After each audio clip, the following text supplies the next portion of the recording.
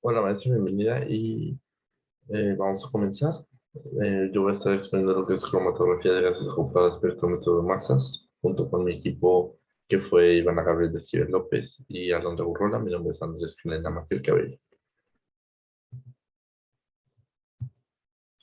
Bueno, como introducción, podemos ver lo que es lo que se utilizó fue el aceite de orégano. Ahí está la representación en la figura 1 y la figura 2, lo que contiene que en mayoría es las moléculas de timol y carbajol. Se analizaron con diferentes muestras de este aceite esencial de diferentes marcas comerciales y a través de la técnica de cromatografía de gases se analizó y cuantificó la presencia de timol y carbajol en las muestras, ya que se consideran componentes activos de lo que es este aceite y puede clasificarse en función del contenido de estos dos compuestos. En esta presentación mostraremos aspectos clave de lo que es el funcionamiento de la técnica analítica, lo que es el cromatógrafo de gases acoplado a masas, el proceso experimental y los resultados obtenidos, así como su discusión. Bueno, primero que nada, la metodología de operación de un cromatógrafo de gases. Cromatografía de gases es una técnica analítica usada, primero que nada, para separar componentes químicos de una mezcla, para después detectarlos y determinar si hay una presencia o una ausencia de algún componente químico, así como la cantidad de este. Y asimismo, se puede, bueno, no cuantificar, sino es también un análisis cualitativo porque puede decir qué tan pura es la muestra o no, por que da como diferentes resultados dependiendo de la mezcla y aparte de sus concentraciones para ver qué tan puro o cuánta cantidad hay de cada sustancia. Eh, para esto se tienen cosas muy importantes a remarcar.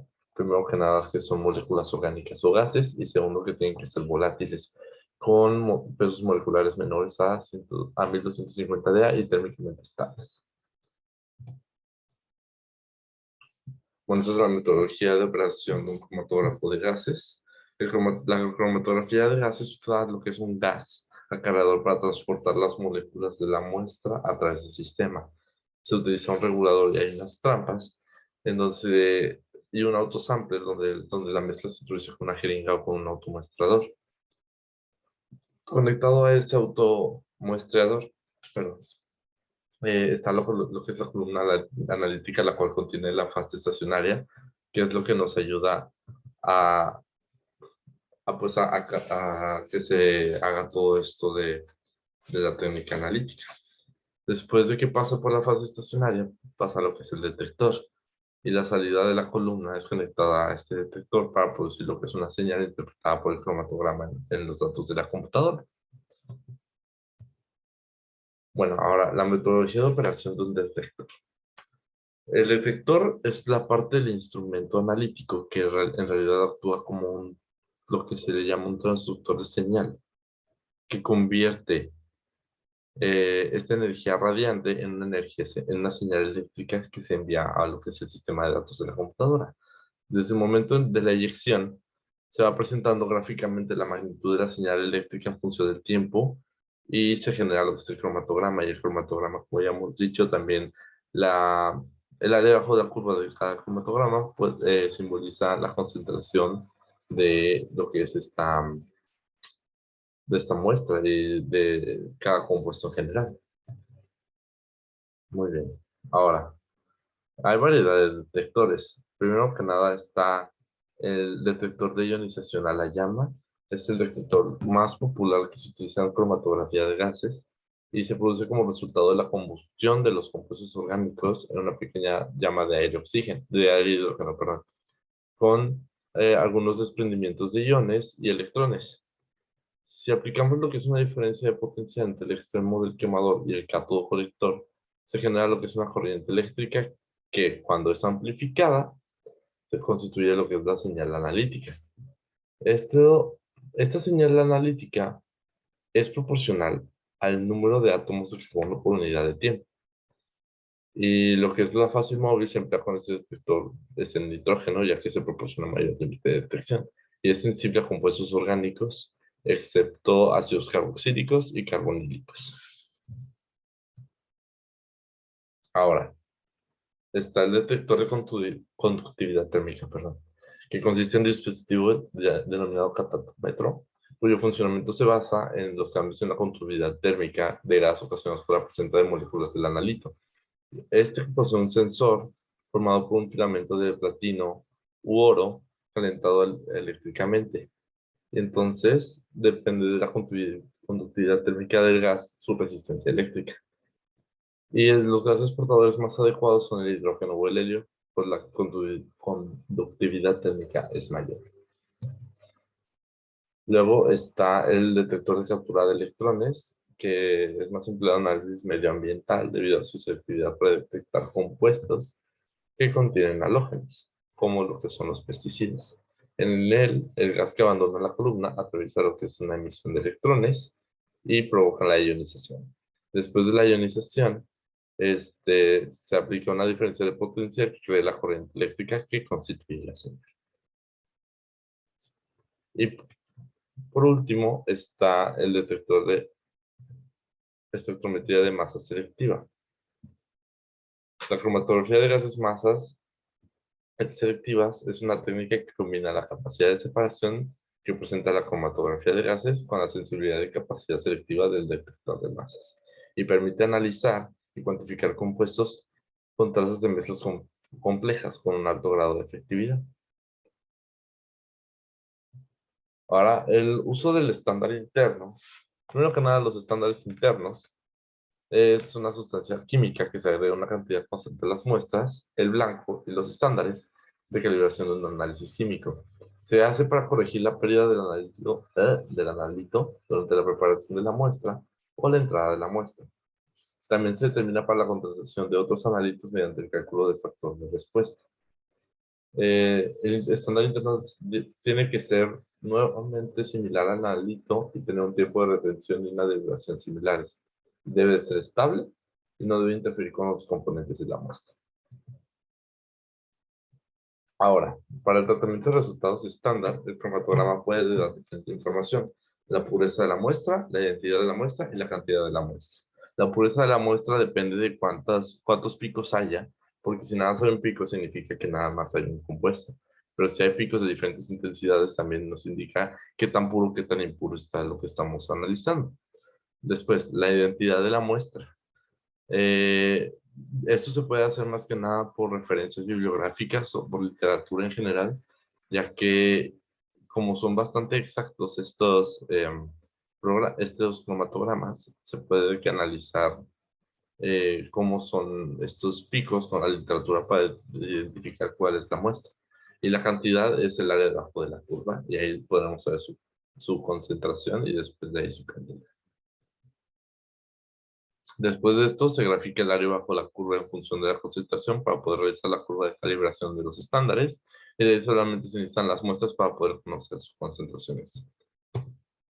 Ahora, el porcentaje de rendimiento y selectividad, más que nada es el tiempo de retención del compuesto 1. Bueno, para el porcentaje de selectividad es el tiempo de compuesto de retención del compuesto 1 menos el tiempo de elusión entre el tiempo, perdón. El tiempo de retención del compuesto 2 menos el tiempo de elusión entre el tiempo de retención 1 menos el tiempo de elusión. Y es el porcentaje de qué tan selectivo ha sido este proceso. El porcentaje de rendimiento es el rendimiento real menos entre el rendimiento teórico por 100. Ahora, ¿qué parámetros deben controlarse? El volumen muerto es el volumen mínimo de este diluyente que transporta una sustancia no retenida por la fase estacionaria desde el punto de inyección hasta el punto del detector. Para poder medirlo, se inyecta una sustancia que no interaccione con la fase estacionaria junto a la muestra. Es el primer pico que aparece en el cromatograma y se puede calcular a partir del tiempo muerto y la velocidad del flujo en milímetros sobre minuto. Después, el tiempo muerto es el requerido para la dilución de un componente no retenido.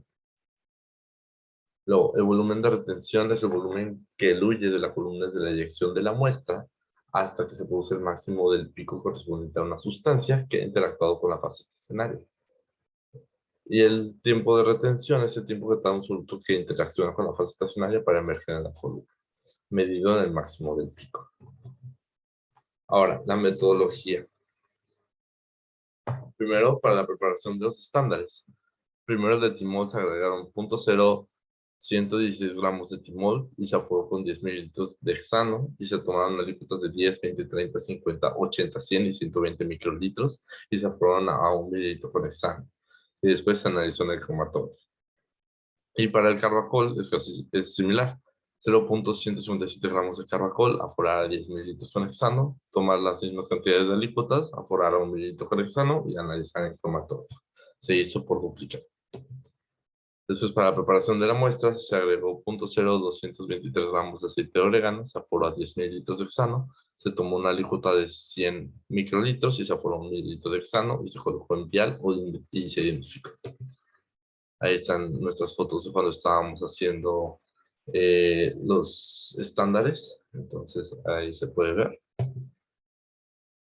Las condiciones de operación. Es una columna cromatográfica marca Thermoscientific, largo de 30 centímetros, ID .25 mm y film de 0.25 microlitros. Cromatógrafo de gases Perkin-Elmer Clarus 690, espectrómetro de masas Perkin-Elmer Clarus SQ8T, tiempo de experimento de 23.50 minutos, runtime de 23.50 minutos, volumen de inyección 1 microlitro, temperatura inicial 70 grados por 3 minutos. De menos 10 minutos, menos 10 grados por minuto hasta 200 grados por 0.50 minutos y de 10 grados por minuto hasta 250 grados por 2 minutos. Ahora, en cuanto a resultados. La curva de calibración del timón nos dio una ecuación como se ve en el siguiente, una R cuadrada de 0.9981, entonces perfecta, y se observa un ajuste lineal aceptable, que es lo que es mayor a lo que necesitamos de 0.995. Asimismo, pasó lo mismo con la curva de calibración del Carbacrol. Nos dio también esa misma ecuación con R cuadrada aceptable de 0.9983. Para nuestras muestras de aceite esencial, el primer nombre de la muestra es el kilo libre del equipo 1, con dos concentraciones de 9.24 partículas por millón, partes por millón, perdón, y 10.92 partes por millón. El pure no se detectó. La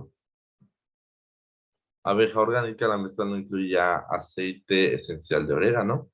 El kilo libre del equipo 4 no se detectó. Y el doTERRA no se detectó.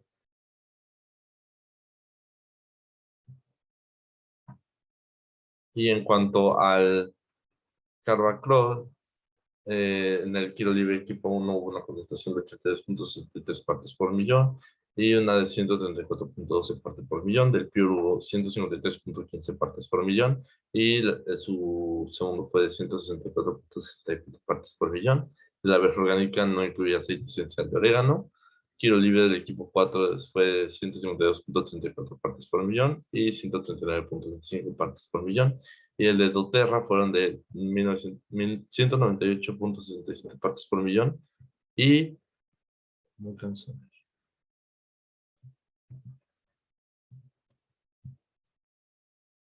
Y 185.57 partes por millón. Ahora, de la estadística del timón del tiro libre del equipo 1, un promedio de 10.08 con una desviación estándar de 0.19 y una precisión del 12%. Del kilo libre del equipo 1 del Carbacrol, un promedio de 108.375 con una desviación estándar de 36.41 y una precisión de 33.6. Del Pure un promedio de 158.895 con una desviación estándar de 8.12 y una precisión de 5.1. El kilo libre del equipo 4 fue un promedio de 145.795 con una desviación estándar de 9.26. Y bueno, ¿qué nos dice todo esto? Que fueron similares todas, excepto la del tiro libre del equipo 1. Puede ser que hubo una mayor precisión porque, ¿cómo se puede decir esto? Porque tanto que hubo de timol como hubo de Carvajal se pudo hacer un mejor análisis, entonces tal vez estuvo más exacto cómo se llevó a cabo todo su proceso para tener los estándares y la muestra y tenerla bien hecha. Entonces puede ser eso, o también que el tiro libre realmente tiene una concentración alta que pueda ayudar a que la precisión sea mayor. Descripción de resultados. Para las muestras de aceites esenciales, el timol fue detectado únicamente en la marca Kilo Libre, en la muestra hecha por el equipo 1. El aceite esencial de orégano marca abeja orgánica era una mezcla de aceites esenciales. El cromatógrafo no mostró los picos característicos del aceite esencial de orégano, por lo que no estaba presente en la mezcla. Y también que en las muestras de aceite marca Pure, doTERRA y Kilo Libre del equipo 4, el equipo no cuantificó el aceite, aunque se mostraba un pico muy ligero, pero por debajo del límite de cuantificación.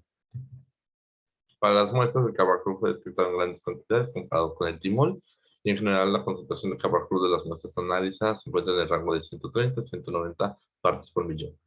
La lectura más baja fue del aceite Kilo Libre con 82.63 partes por millón. Sin embargo, en el duplicado se observa que la concentración subió a 134.12, lo que concuerda con las lecturas del mismo aceite esencial hechas por el equipo 4. El aceite esencial que obtuvo mayor concentración de carbancol fue la marca doTERRA. Ahora, en cuanto a los resultados, concuerdan con los del equipo de Rostro Alanis et al. Se analizó una muestra de aceite esencial de orégano y en general se mostró una concentración de carbancol mucho mayor comparada con la de timol. Ahí se pueden ver los resultados. Y en conclusión, la técnica de cromatografía de gases es una técnica válida para la detección de timol y carbancol en el aceite esencial de orégano. Las muestras presentan una mayor concentración de carbancol en comparación con el timol, lo cual se puede respaldar con la literatura. El aceite de marca doTERRA obtuvo la mayor concentración de carbancol y también es el aceite de mayor precio entre los que analizamos. Los resultados obtenidos son confiables, sin embargo, se pueden mejorar en cuanto a usar una mayor cantidad de muestra para mejorar la detección de los compuestos. Y muchísimas gracias.